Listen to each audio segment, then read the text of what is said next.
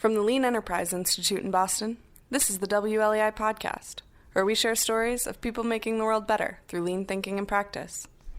For more information about LEI, please visit lean.org.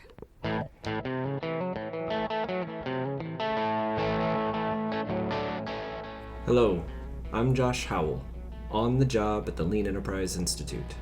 You are listening to WLEI. Ron Kellner, the president and COO at the Dublin Company, joined me recently to talk about the lean transformation that's been underway at his company since 2008. He described how Dublin spent years learning lean deeply through the application of tools on the shop floor, changing how material and information flows through the operation, changing how value is created. In other words, changing the work. He then shared how they're building a lean business system on top of that, with human development at its core through structured problem solving that's happening throughout the company worldwide. Ron and a few of his colleagues will share even more at the upcoming Lean Summit 2020 in California on April 6th and 7th. For information about the summit and to register, you can visit us at lean.org. All right, here's my conversation with Ron. So speaking of Dublin, and I guess speaking of you, Ron, maybe you could kind of briefly introduce yourself and tell us a little bit about the company, about Dublin. Sure. Well, I've been with Dublin Company 18 years now and came to them from an aerospace manufacturing company, which was publicly traded. And prior to that, I was in the primary metals business. So think of a steel mill, except we were in the brass and copper production. Mm-hmm. And when I joined Dublin, it was extremely successful. It was a transition from retiring management to my joining the company. So it was not a case of a turnaround or anything like that. The company was growing and expanding like everyone else coming out of 1999 and 2000. They had a little bit of a setback. But we're seemingly back on track in the early 2000 period when I joined. Dublin Company, for those that don't know, we manufacture rotating unions and slip rings. And most people, I'm certain, don't know what a rotating union is. I will count myself among those. Yes. Joy, my family members as well. If you think about a manufacturing process where you're delivering any kind of media, whether that be air, gas, steam, water, coolant, in a rotational process, you can't hook the hose to it. Obviously, the hose would twist up. Dublin creates that coupling, that one side is stationary with the hose delivering whatever the media is to the rotating portion attached to the machine. Okay. And it's a small product that's critical to all production processes. So whether you're having wind turbines on the highway, controlling the pitch of the blades, cooling the rolls in a steel mill, or polishing the glass on your mobile device. It's used just about in every manufacturing process. So we're a small maintenance product used in virtually every industry. We have 5 manufacturing facilities. The U.S. Headquarters is just north of Chicago, as you mentioned, in Waukegan, Illinois. We have 2 plants in Europe, one just outside Frankfurt, and one in Bologna, Italy. And then in Asia, we have 1 manufacturing plant in Dalian, China, and a smaller manufacturing facility in Sao Paulo, Brazil, supporting a number of sales offices around the globe. So that's kind of Dublin in a thumbnail. Okay. Description. And you have responsibility for Dublin globally. So I guess Yes. You're traveling to these various sites around the world and supporting those teams in those locations. Absolutely. Excellent. So, here we are on the WLEI podcast, the official podcast of the Lean Enterprise Institute. So presumably, we are going to talk about lean thinking at Dublin.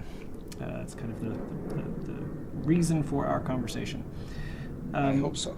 So why don't you tell us about what's been happening with lean thinking at Dublin? Sort of when was the company introduced to it, or when were you introduced to it? What was the reason that it was an attractive sort of business mindset, business thinking way?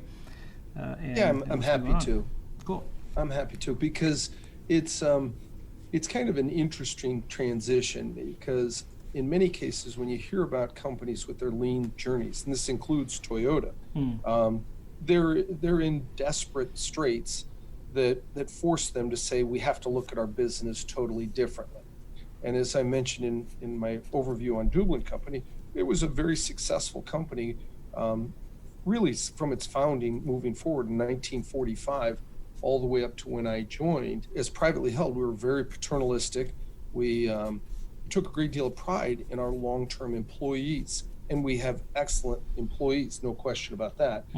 But one of the things that was an observation to me was that we were very people dependent in our processes. In other words, if we had to make a critical part, oftentimes we would wait for whomever, Josh, Dwayne, Bob, Sally, Susie, to be there to do that production, because they were quote unquote the expert of that. They know how to do it, nobody else did, and pretty dependent on that expertise. And honestly, that was wonderful as the company grew to a certain size. When I joined, I had a little bit of background through the 80s, 90s on the whole quality systems. So, as the advent of the ISO certifications and the various automotive qualifications, I certainly saw the benefit of a quality system that linked the processes together more in line with how the customer saw it. But my early years with Dublin, 2002 to 2008, we really started down the quality system path. We started looking at ways to continue to support our growth. And we went down the path of automation, right? We couldn't make enough parts, and we were buying machines virtually every year to add to our capacity. Had that been a practice that preceded you joining, or this was something you were kind of introducing as the automation really came with me because one of the issues I recognized and I shared with the board of directors, we had a maturing workforce, and we needed to figure out a way to make a transition where we could increase the productivity of the company without being dependent upon people that were retiring at an accelerating rate. Okay, so one way to deal with that would be to rely more on machines than on those people, those experts, as you said. Well, that was the early thinking. And in 2008, this was before the crisis that crippled the world in the fall of 2008. Sure. In the spring of 2008, we had some events where we had created unmanned production that we could run X thousand pieces over a course of a week. And without fail, we'd come in on Monday morning and we'd find 400 or 500 pieces either bad or requiring rework because, the machine, the tool broke, whatever the issue might have been. And that was pretty apparent to me that no matter what the quality system looked like or how effective the automation or the QC inspection processes were, it wasn't working. And so that was really when I started trying to figure out different paths. Okay. And I had the opportunity to read The Toyota Way. And there were a few things that really struck me about that because, again, we were a successful company that had a very high degree of organizational trust, high degree of camaraderie amongst the organization. I was always concerned that I didn't want to disrupt the culture. And the more I started to learn about TPS and the base philosophies of TPS, I thought this could have application for Dublin Company.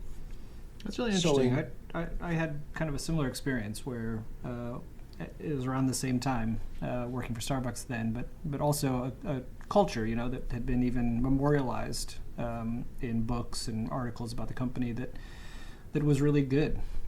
People felt quite good about the culture, and had a similar, I guess, belief when we were exposed to TPS, to lean thinking, that it seemed consistent with the good culture that we had already, and also had some promise to help us with, some of the problems that we were facing again at that time, 2008, almost the exact same time frame.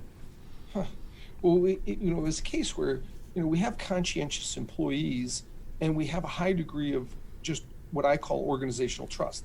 The management trusts the employees to try and do the right thing, and vice versa. The employees are counting on the management to be doing the right thing, and so I was very conscious about jeopardizing that. And we've all seen it where you chase the flavor of the month for some panacea, and I didn't want to go down that path. So I exposed my management team, which was at the time probably about 8 people, to the book, gave them 2 or 3 weeks to read it, and I said, if you don't read it, here it is on CD. Listen to it in your car on your back and forth to work. CD. That's perfect. Yeah. Right, out of the past. I'm starting to date myself, but anyway. It was only 2008, I know. That's a long time funny. ago in some people's mind. Yeah, I think that's right. But it was one of those things again where I needed to make sure that the team understood if we started down this path, we didn't really want to deviate from it. They came back, we had a positive conversation, and we really started to target a small group. We brought in probably 8 to 10 people, not necessarily in a job function that was tied to any activity on the shop floor. I remember we brought in one young lady out of accounting. Okay. And what we were really looking for were people that were willing to say, we can do it different. The thing that we didn't want to say was, oh, we've tried that before. Sure. And so we were looking for more open-minded than we were technically knowledgeable. But were these 8 to 10 people connected in any way? So you've got the gal from accounting, the other 7 or 9 people. Well, we were all based in Waukegan. Okay. Right, and when they came in, we kind of introduced the idea, and not everybody was from outside departments. We took people directly from machining, directly from assembly, and of course, I had the whole manufacturing organizational chain involved. Okay. I will come back to that. Those people probably had the hardest stretch. So there was a couple of us that I hate to say at the top that were driving this, and the people on the shop floor were very receptive. Okay. The change really was difficult in that connecting those two extremes. Sort of in the middle there. And but anyway, to boil it down, we really started in with the basic tools of lean thinking. We wanted to try and make the demand visible. We wanted to try and drive towards one piece flow. Mind you, this is right on the tails of me buying automation to make thousands of pieces. Now I'm starting to talk about one piece flow, and that was a challenging period for us. But the people, honestly, everyone engaged, and we used the philosophy of let's run an experiment. Because there were plenty of times people would come to me saying, we're ruining whatever we're doing, and we adopted, for whatever reason, it felt non-threatening to say, let's run an experiment. If no one's going to get hurt, the building doesn't burn down, there's virtually nothing we can't reverse in a week or two. So that was, I'm curious, but can I interrogate that just quickly? So the that kind of phrase, let's run an experiment, or even just the concept of experimentation. So with Dublin, that concept was a part of this practice from the beginning, from 2008? Yes, and I will tell you why. We wanted it to very much be our system, very localized. And we avoided the use of the very typical Japanese terms. Now we're much more comfortable with it today, 10 years, 11 years down the road. But at the time, it was more about making the people comfortable and introducing Genji Genbutsu or Kaizen or Picket.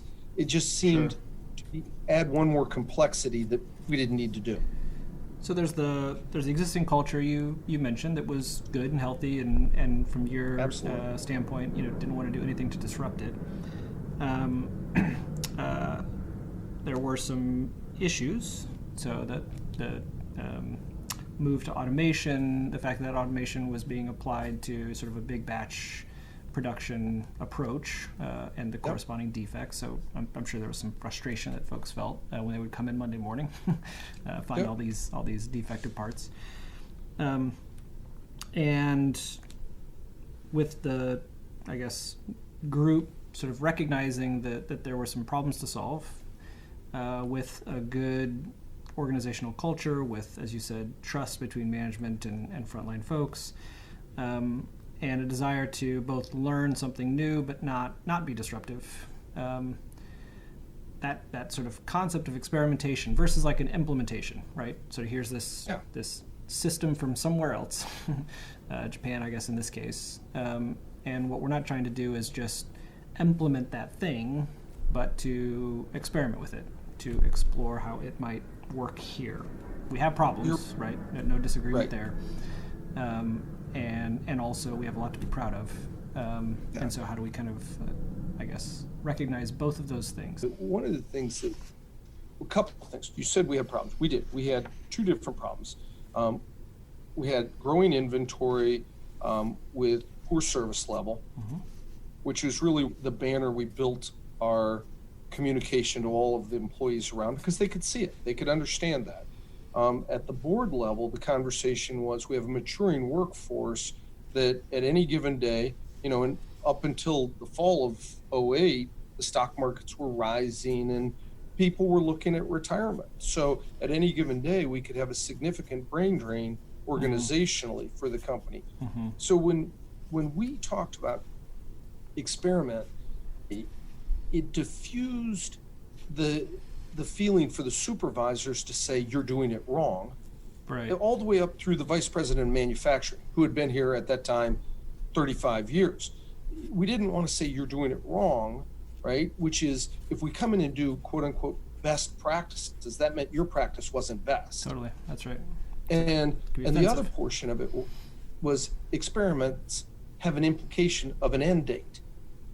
We're going to run an experiment, so it's not permanent. We're not coming in to change your world forever. Typically, and I would say 99.9% of the time, the experiment was successful to some degree of closing our gap to target condition, and therefore whatever it was we were experimenting on was embraced, and then we moved on kind of the next phase. But a lot of the early days was really to create a non-threatening, and also we were migrating from a very directive management style. I've been with the company X number of years. I know how to do this job. Do it as I tell you. And that's not consistent with the idea of putting in a lean process and really hearing what the problems were.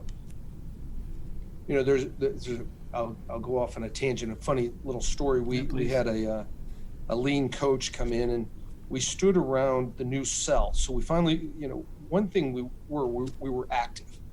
So if we were introduced to an idea, by golly, we're going to implement the idea, much to our default or to our own detriment. But we stood around this brand new cell that we built, and we way overpaid for it, and it was all custom aluminum extrusions, and it was beautiful. And we stood there waiting for whatever you want to call it, the teacher, the parent, the leader, to guide us and say, good boy. And they walked in and they grabbed a part and they held it up and said, why bad part, and walked on.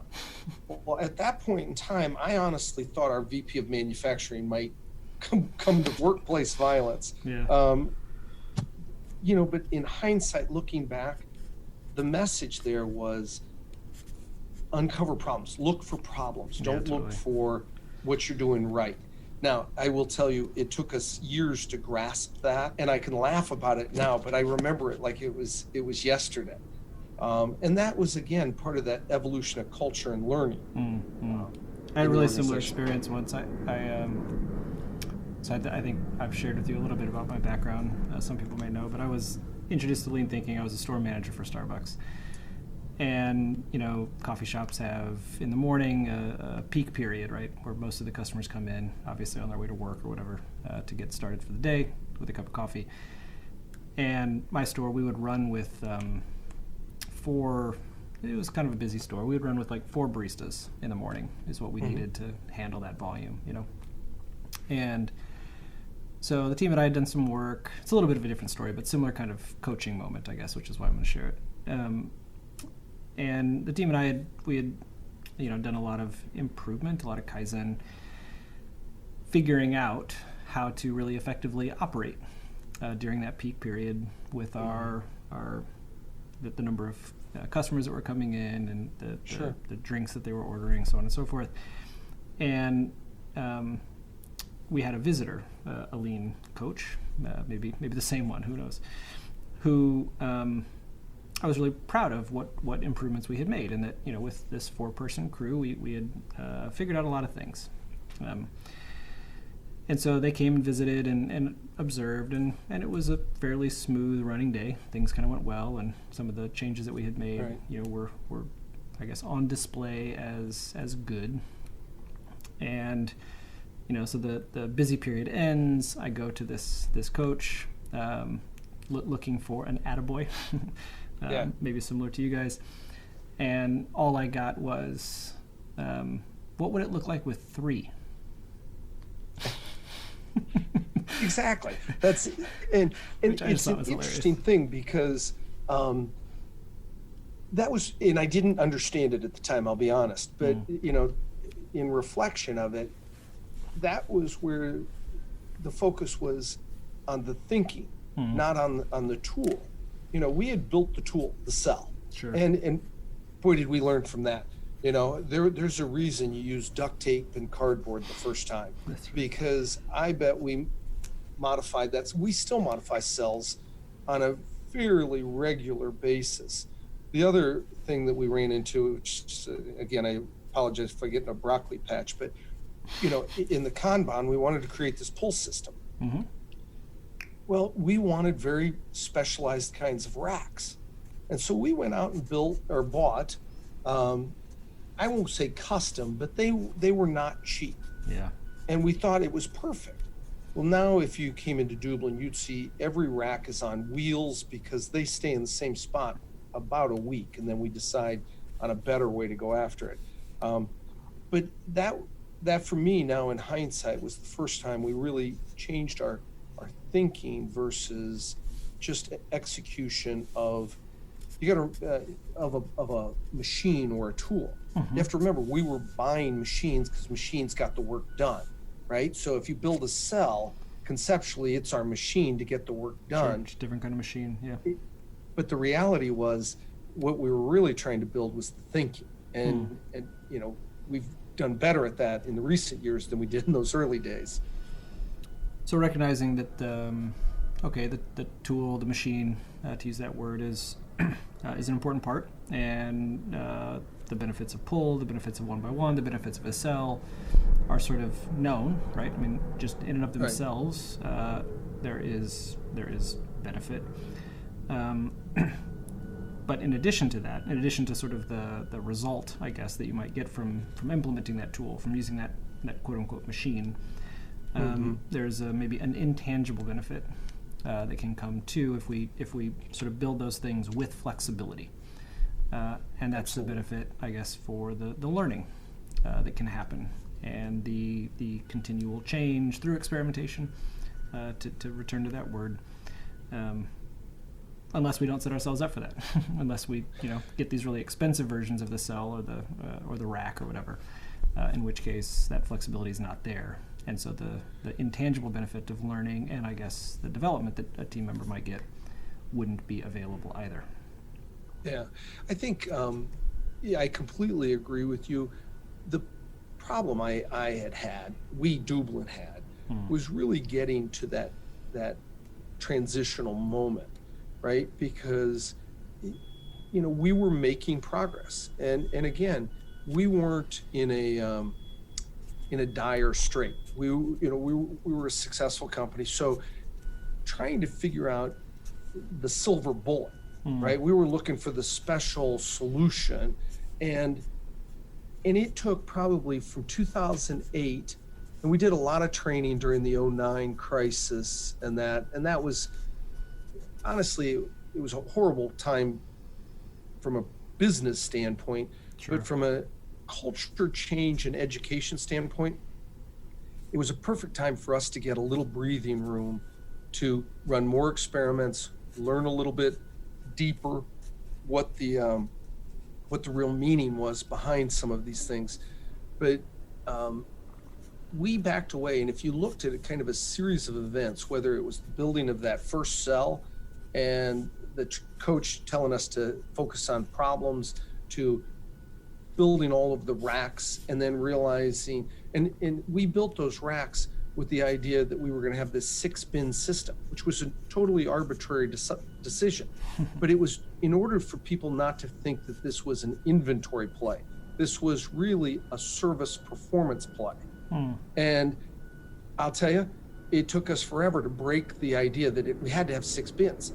And 6 bins there was no science behind 6 bins.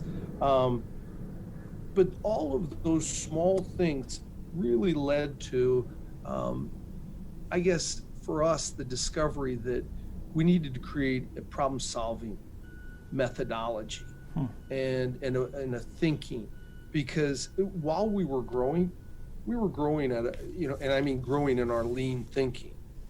We were growing at a relatively slow rate because we were kind of waiting for each tool to mature and progress us. And at one point, I was having some conversations, and the feedback came back to me that, and this is one of the things that we'll share in the summit, was your progress is directly tied to your ability to problem solve. The number of problems you solve and how effectively you solve those problems. And I have to tell you, if there was one moment that I walked away and said that changed us from what we refer to as DPS, Dublin Performance System, that was the day it became a performance system in my mind. It was great before, and we were doing a lot of good things, but that really transitioned us. So performance, I guess, in this case, the performance of, I think, as you said, problem solving, both in terms of quantity and quality. Well, yes, but it was, we moved from that's a production tool to this is a business tool, and it opened us up. As I would tell you today, and I will highlight more detail during the summit, the 2 areas where I spend the bulk of my time are problem solving and human development, because they're directly tied. And the better our employees get at the problem solving, it just kind of unleashes the real power of the tools.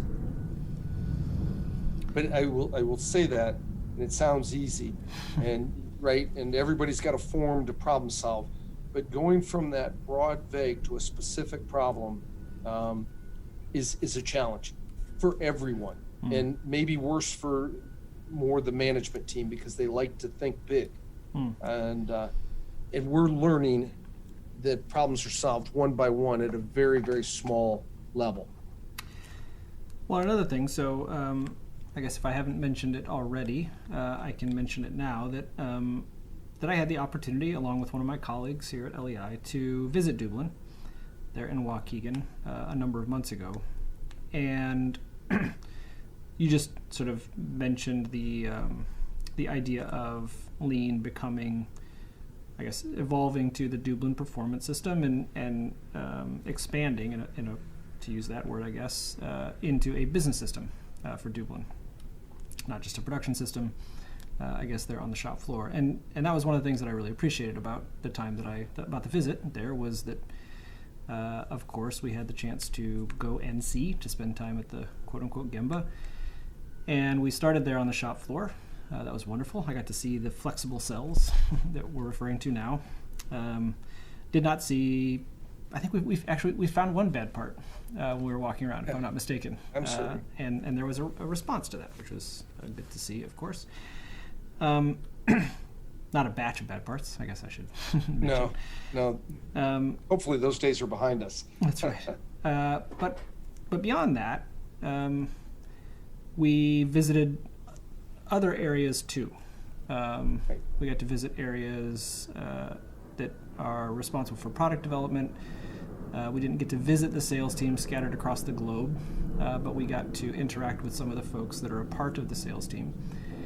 And one thing that I remember taking away from the visit was that fact that really lean thinking at Dublin has become very widespread and sort of definitive to the business system there at the company. So, how did that, I guess, transition happen? What was it about?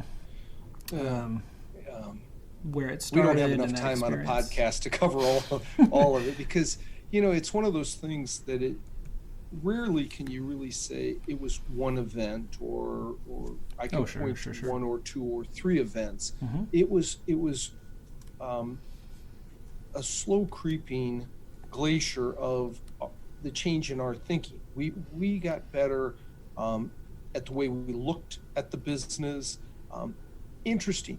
Management historically, and I think management just in general, tends to sweep the problems under the rug for their boss coming in the room. Sure. And we didn't have a good focus on problems. We focused on the positives, and we had lots of positives. That was good. But the fact of the matter is, we also had lots of problems.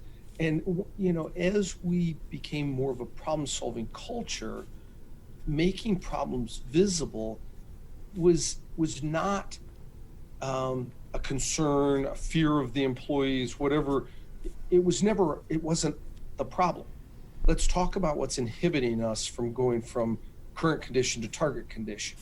And all of a sudden it changes from, Ron, you're doing a bad job, right? You're the bad employee, otherwise everything would be perfect, to we have a process related problem. So those small evolutions that took place really started to lay the groundwork for this to be a human development system. Because now, as I stand with an employee and we're looking at a process problem, it's not that employee in trouble, it's that employee sharing their views of what the problem is, current condition, and maybe some countermeasures that they're contemplating. And that thinking has unleashed for us really what we were referring to as our human development process.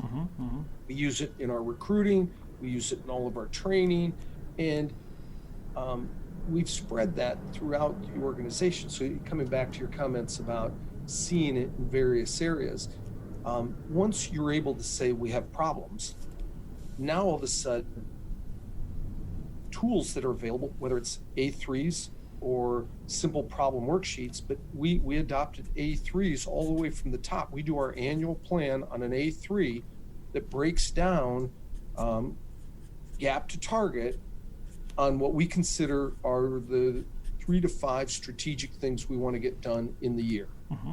And those 3 to 5 things then break down into various departmental A3s, and it flows all the way down through the whole sales organization worldwide, the engineering organization worldwide, marketing worldwide, and those A3s eventually flow into the shop floor FMDS process. So FMDS, what does FMDS stand for?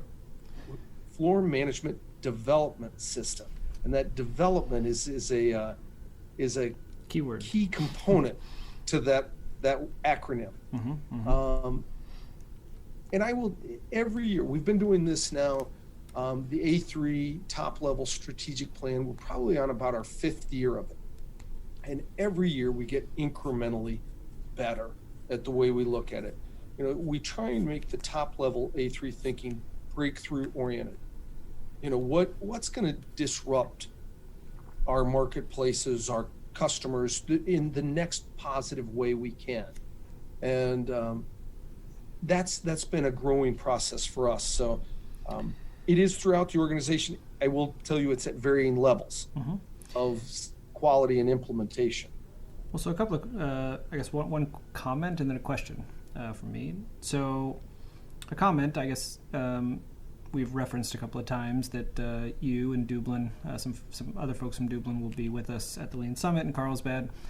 And it so happens that this is not Dublin's first time presenting at a Lean Enterprise Institute conference. I think it was 2012, 2013, maybe when you presented before.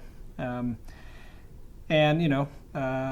I think a primary reason to invite Dublin to come back is this sort of evolution, this expansion of Lean applied at Dublin from, sort of more of a tools focus or a shop floor focus with a lot of the kind of TPS tools there on the shop floor, to something that now is really widespread throughout the company and has helped sort of define the company's management system and as you've described, even more expansive than that, its business system. So just to mention that's really a primary thing that we're excited to hear about at the summit is that kind of evolution, I guess. Yeah, and by no means do I hold Dublin up as the perfect example, but we're willing to share our experience, our learning. It's been good for our organization, and if someone can take away some positives for their organization, I think it's a success. We're looking forward to it. Well, and so then I guess within that, just to return to a point from a minute ago, and the cultural marker, I guess, characteristic at Dublin, which I think you rightly said is a pretty common one across businesses, the tendency for management often to sweep problems under the rug versus really embrace them, versus looking for bad part and the question to why bad part, as your coach demonstrated. I guess, is there an individual, maybe it's yourself, I don't know, or maybe there's someone else who, really kind of symbolizes the transformation, I guess, from that tendency to an embracing, I guess, of problems that we can kind of learn from.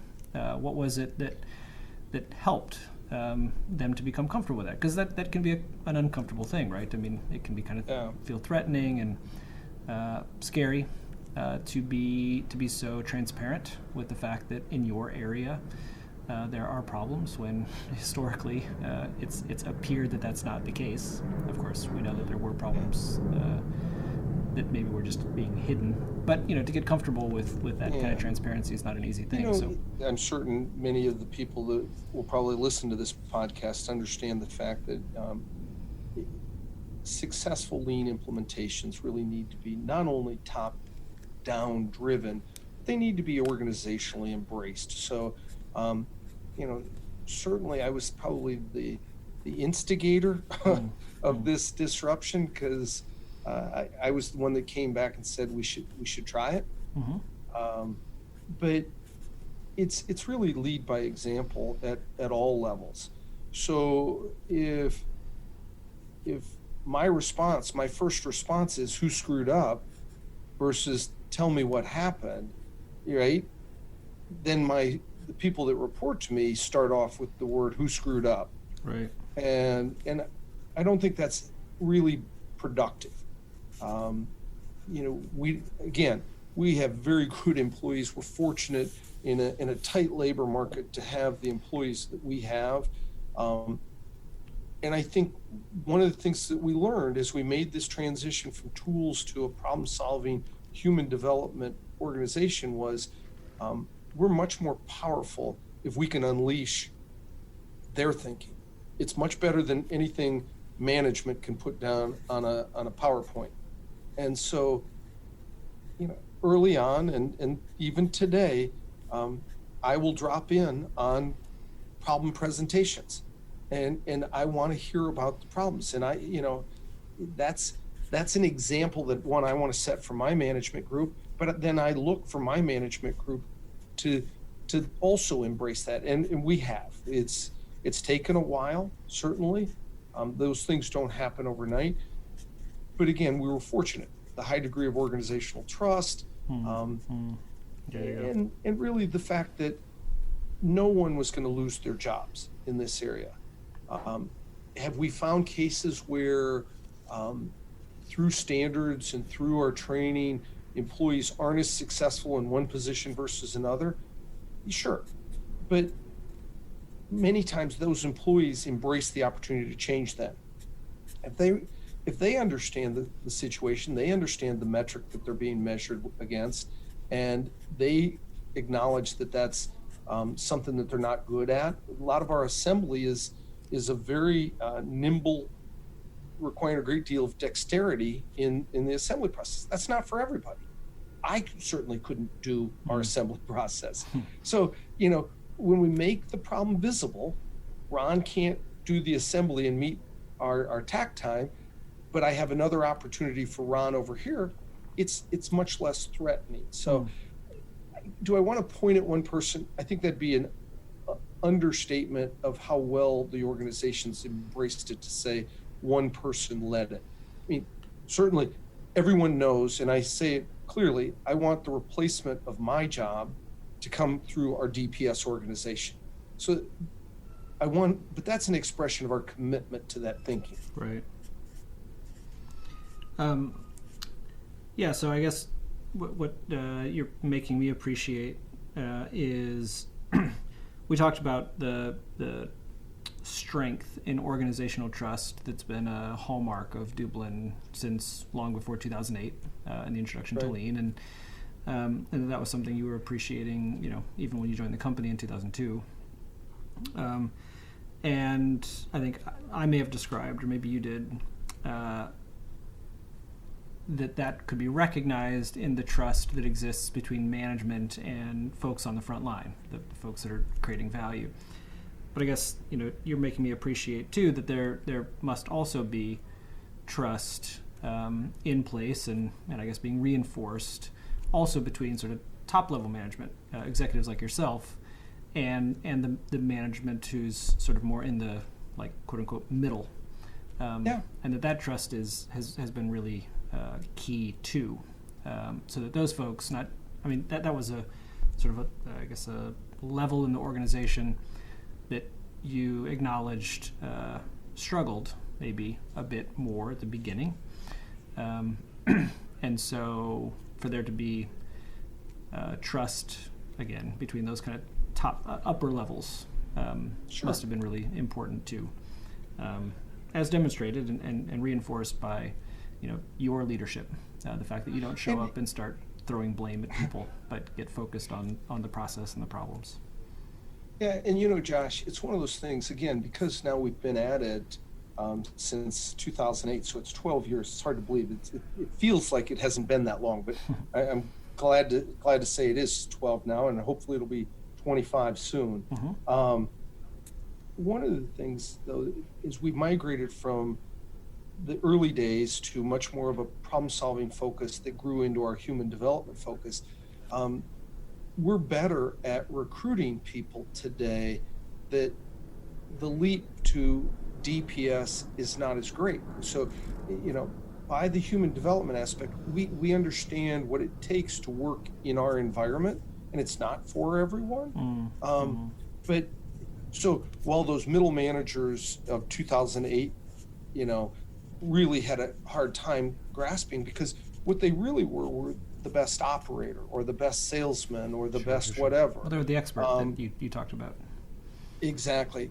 Today, we're looking for much more of a change in the approach, collaborative, problem solving, constructive. We're still a very action-oriented company. It's in our nature. So we don't want paralysis by analysis, but we want constructive thinking. And so the people that we bring in today, their ability to integrate is better because we're better at who we bring in. Sure. You know, Sure. So one last thing Sure. that I want to ask about, and this was something that you had mentioned to me before we started recording. Sure. And you just sort of alluded to it. So as part of your, routine, your top management work, you just mentioned dropping in on problem-solving presentations and celebrating the fact that problem solving is happening. And you had mentioned to me before we started recording that recently you awarded the Problem Solver of the Year. Or the Problem Solve of the Year. I can't remember exactly. But, Solver. Yeah. So maybe you could tell us a little bit about that. That seems like an interesting practice there at Dublin. Well, is in an effort for us to improve our problem-solving abilities. We've broken down by departments a requirement to have a problem-solving report out every week, and a group of management. It fills virtually every day of the week. There's a 1-hour departmental report out, and so a group of managers will attend, say, 3 different departments on Monday, and then 3 more departments on Tuesday, and then we kind of grade and score the problem-solving activity. And what we're really looking for is growth in thinking, not necessarily the most economical problem solving that saved X money or time or whatever. We're really looking to grow the thinking in the organization. And so it's funny because the employees built their own trophy. And so we have a problem solver of the month every month. We kind of celebrate and acknowledge, and they get the trophy for the month. And then at the end of the year, we do a little celebration. We just had it yesterday afternoon, where we call all of the employees in from both shifts, and we call the 12 problem solvers of the month up to the front, and we spend a little bit of time talking about the meaning of problem solving to the company and why it's so important, and how it's been the positive for all of the employees. And then we acknowledge the employee that's the problem solver of the year, and he gets a trophy, and we have a plaque for every year with the person's name on it. And this is, I have to be honest, this is only our 2nd year of the Problem Solver of the Year award, but 24 problem solvers of the month. Yeah, but we're celebrating the idea of it. And of course, it's a nice way then for me to be able to walk past any department and say, geez, Josh, I was surprised you weren't the Problem Solver of the Year. Are you going to make it next year? Just to reinforce the need for that kind of thinking in our organization. It's no money, it's no extravagance, it's just acknowledgement of the people that are really doing great thinking for the company. That's really cool to hear the emphasis on the thinking and the use of the method itself versus sort of its output, I guess, the solution, not being the point in a way. But instead the thinking and the the word you've used, growth, human development, that thinking sort of signifies. I will tell you, as the lead of the business, it's extremely rewarding to me to see the people and the work that the people are generating using these tools. It just, I think it's the right path for Dublin. And so we're very comfortable with it. Excellent. Well, hey, thanks for today, for the conversation. Thanks again for the visit a couple of months ago, and thanks in advance for the upcoming participation in the Lean Summit. Excited to hear more. You've touched upon a couple of the themes that you'll be kind of focusing in on, and I look forward to not just hearing from you there, but also some other folks from Dublin. Well, absolutely. Yeah, it's my pleasure. We're happy to share this story, and hopefully it's got some benefit to some of your listeners.